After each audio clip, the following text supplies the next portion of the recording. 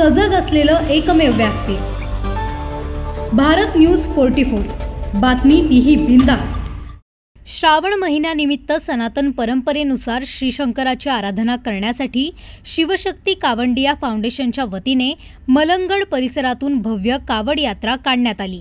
रविवार दिनांक 3 ऑगस्ट 2025 रोजी सकाळी 6:30 वाजता काकडवाल येथील श्री मलंगड प्राचीन शिवमंदिरापासून अंबरनाथच्या प्राचीन शिवमंदिरापर्यंत ही यात्रा पार पडली।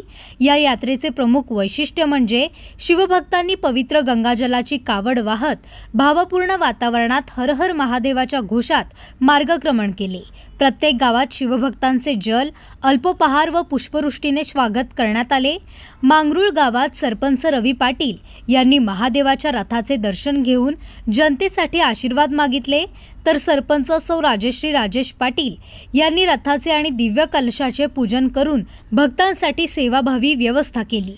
या पवित्र यात्रेत शिवशक्ती कावंडिया फाउंडेशनचे अध्यक्ष दीपक पांडे, महिला अध्यक्ष सीता पांडे, सौ रेखा सिंग, उपाध्यक्ष शिव यादव, उपसचिव नीरज मिश्रा, सदस्य आनंद पांडे व दिलीप गुप्ता, सचिव हरिकेश यादव, कोषागार राजेश केवट यांच्यासह मोठ्या संख्येने शिवभक्त सहभागी झाले होते।